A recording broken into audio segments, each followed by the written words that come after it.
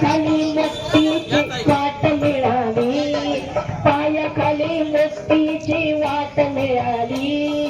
कावड निघाली आईची कावड निघाली, कावड निघाली आईची कावड निघाली, कावड निघाली आईची कावड निघाली, कावड निघाली आईची कावड निघाली, कावड निघाली आईची कावड निघाली, कावड निघाली आईची कावड निघाली.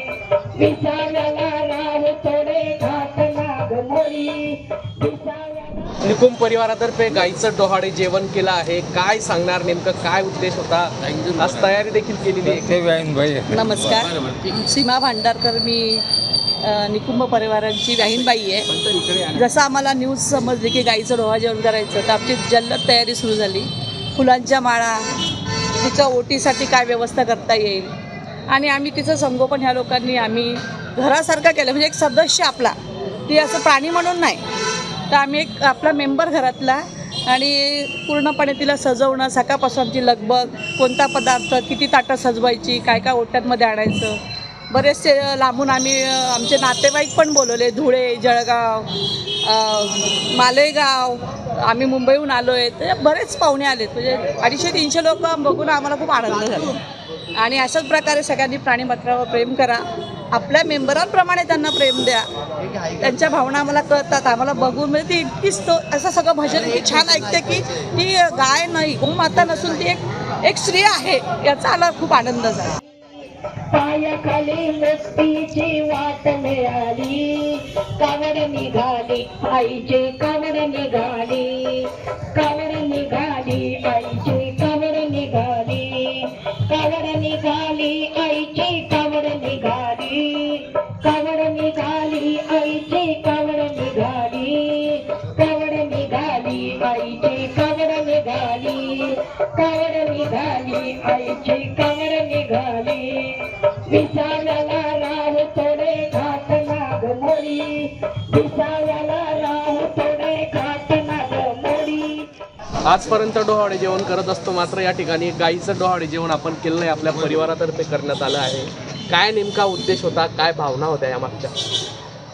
मी नाम संस्कृती फाउंडेशनचा अध्यक्ष बोलतो आहे. समाज ऋण, मातृपितृ ऋण तर आहेच, पण मी एकेकाळी मथुरा आणि वृंदावन गेलो होतो, तिथं हा कार्यक्रम बघितला होता, आणि मी कृष्ण भगवंताला बोललो होतो, म्हणजे प्रार्थना केली होती की मला ही संधी दिली तर अशाच पद्धतीने मी कौतुक करेल, आणि हा कृष्ण भगवंताचा आशीर्वाद आहे. मी यानंतर असं म्हणेल की माणसाला पंचशील तत्व दिले, 5 तत्व, पण तो सात्विक म्हटला गेला आणि फक्त संत म्हटला गेला आहे.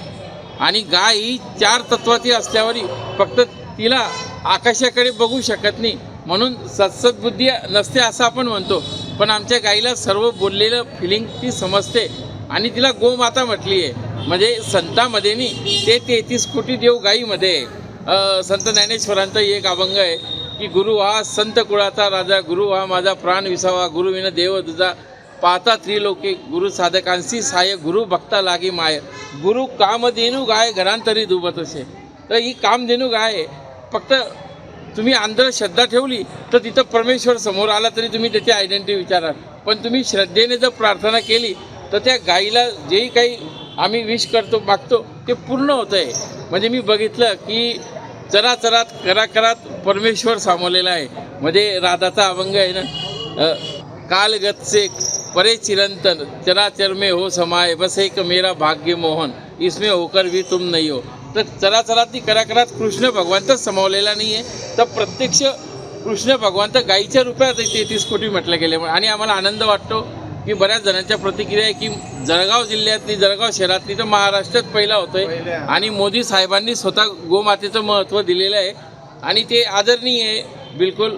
आणि ज्या पद्धतीने आज डिजिटल इंडिया झालेला आहे, फक्त गुगलमधनं भाकरी मिळत नसली तरी सर्व सुविधा मिळतात, आणि हा मेसेज व्हायरल होईल तर गोमातेचं संरक्षणाला कुठेतरी खारीचा वाटा म्हणून हा पाऊल उचललेला आहे. आणि माझा मुलगा वैभव निकुंभ आता रोहिणी नक्षत्रात जन्माला आलेला आहे, तर त्याला गोमातेची पूर्ण सेवा आणि कल 100%. आणि तो बोलला की निस्वार्थपणे पुढे भविष्यात गोसेवा केंद्रही त्याला टाकायचं आहे.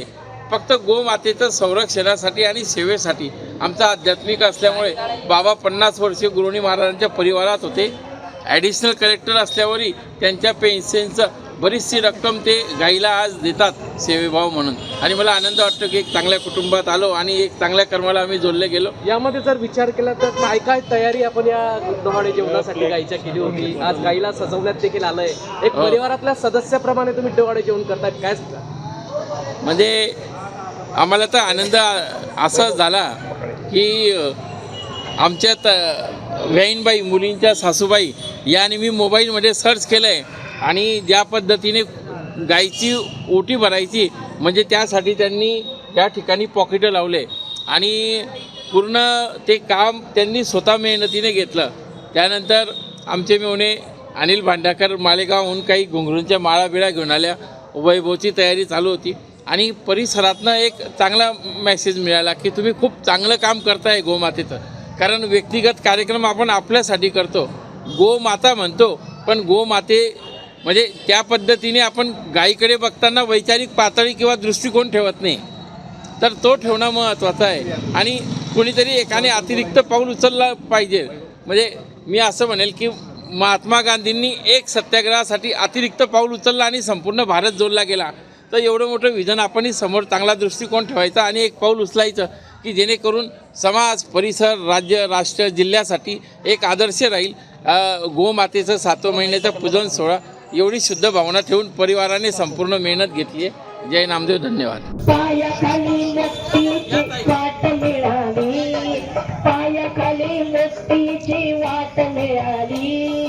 कावड निघाली आईची, कावड निघाली, कावड निघाली आईची, कावड निघाली, कावड निघाली आईची, कावड निघाली, कावड निघाली आईची, कावड निघाली, कावड निघाली आईची, कावड निघाली, कावड निघाली आईची, कावड निघाली.